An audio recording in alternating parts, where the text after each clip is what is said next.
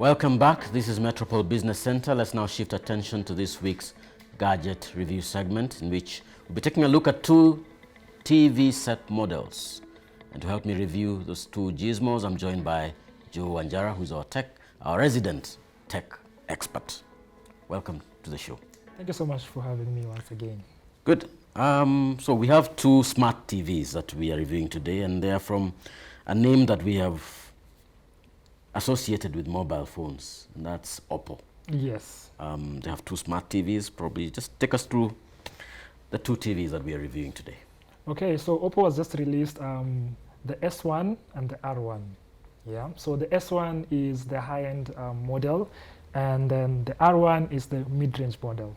So if you look at the S1, for instance, because it's a premium TV, it comes with all the premium features.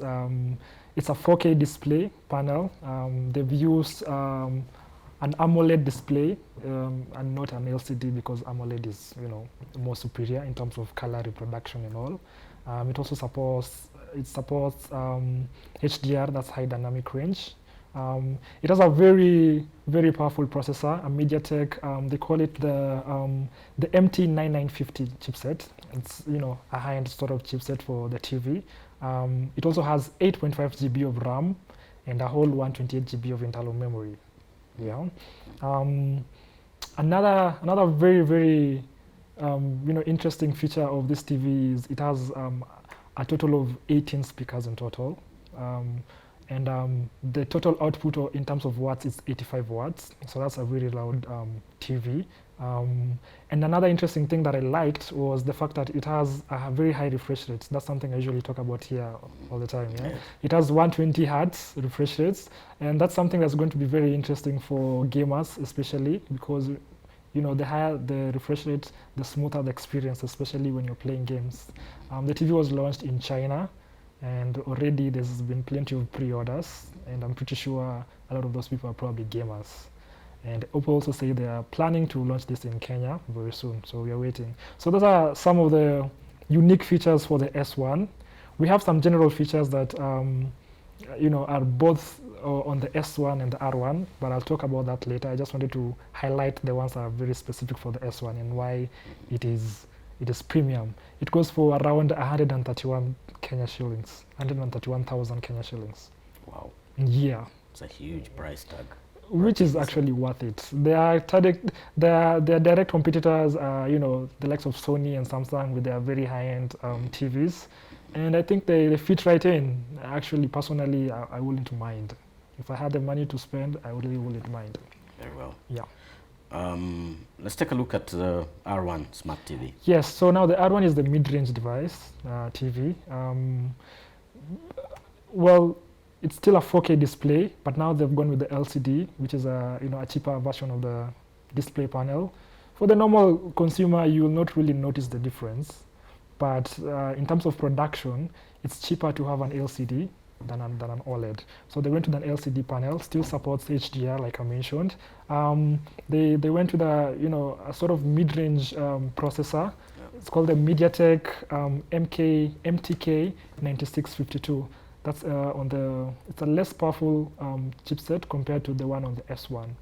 Also, instead of 8.5 GB RAM, here we have 2 GB RAM and 32 GB of internal memory, as opposed to 128 on the S1.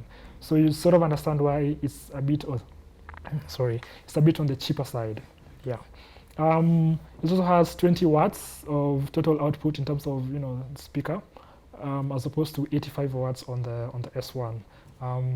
And also, it doesn't have high refresh rates. It's just at 60, which is usually what the normal TVs have. So, the gamers will be a bit disappointed on that end. But it makes sense because it comes in two models. We have the 55-inch that goes for around 54,000 Kenya shillings. Yeah. And then it also has another version, the 65-inch, that goes for around 71,000 Kenya shillings. Yeah. Good. Let's look at the common features around these two TV sets. What are the general features that you will describe around the OPPO Smart TVs? Okay. So now the most interesting features that I liked, one of them is the TVs. The TVs come with a sort of a pop-up camera, a pop-up selfie camera. So if you're in the house, working from home, or if you're in the office, it's very convenient for making those conference calls. Yeah, and also in terms of security, you have nothing to worry about because it's a pop-up selfie camera. So it will only pop up when you need it. It's not always on watching whatever you're doing. So I found that really interesting, which brings me to the next feature. It has Android TV. It has Android TV. So basically, you have access to the Play Store, and you can download these apps that you need for streaming. Netflix, Disney Plus, and also the ones for conference calling. Skype, Meet, and Zoom, and stuff like that. Mm-hmm. Yeah. Another thing is if you look at the TV, it's very modern in its design. I call it the frameless feature because it has very thin bezels. It's like, it's almost marries with the wall because the frames are very, very slim. OPPO calls this the floating design. Another feature I really liked was the remote. It has the IR signal that all remotes have, but then it has the option of connecting it IR here being infrared. Yes, infrared. Okay. Yes, exactly. All right. But then you have the option to connect the remote with your TV via Bluetooth. So that increases the range, and you don't always have to point the remote at the TV. You can just be using the remote as your phone, because the signal is there. Another thing I noticed is you can wirelessly cast your phone. So whatever you're watching on your phone, you can mirror it straight into the TV. So those are some of the common features for both the high-end and the mid-range models. All right. Yes. From your own observation, how does it compare with what Samsung, Sony, and the other TV brands have been offering? Is this likely to change the game, so to speak? Yes. With the introduction of the selfie camera, TVs that were launched in 2020, Huawei also launched theirs just a few months ago, and they included the selfie camera. So I think that's the new trend for TVs, selfie camera. And I think Sony and Samsung really need to venture into that because most of their TVs are sort of still traditional. They don't have this selfie camera. So that's one advantage that OPPO has over their TVs. And also, their price is a bit convenient because these features, if this was a Sony TV, we are talking maybe 300,000 Kenya shillings. Yeah, so I think the price is just right. Do we know how soon OPPO will be bringing their TVs into the Kenyan market? Somewhere in the course of 2021. They really weren't specific, but at least they confirmed that it will come here. So we're just waiting. All right. Yeah. Probably in closing, what are some of the things that probably you're seeing changing with how smart TVs are being developed, beyond being Android enabled and of course all those other features that you've mentioned? What's the next big thing that you see in the smart TV world? In the smart TV world, well, TVs, TVs these days, companies are going out of the way to invent, things that you really never thought would be on a TV. Because right now we have transparent TVs. It's almost like just glass.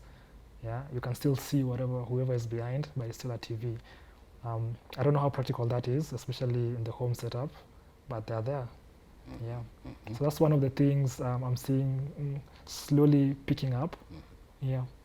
Also, we have TVs that are rollable, so it's not always on your TV desk. You only roll it up when you need to see it. So it's a bendable TV.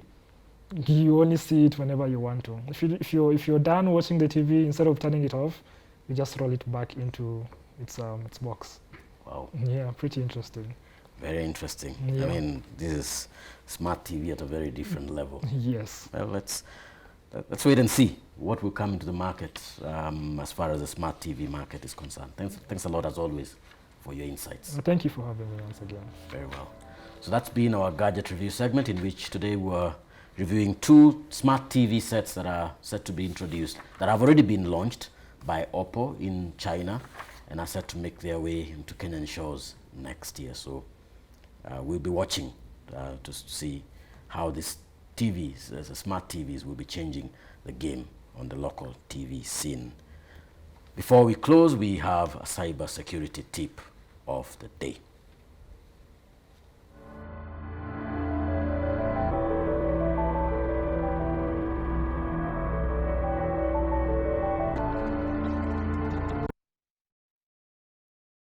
our cybersecurity tip of the day is all we are telling you, that it's important to read the privacy policies of any website you visit to ensure that you know what information is being collected from you and how it's being used.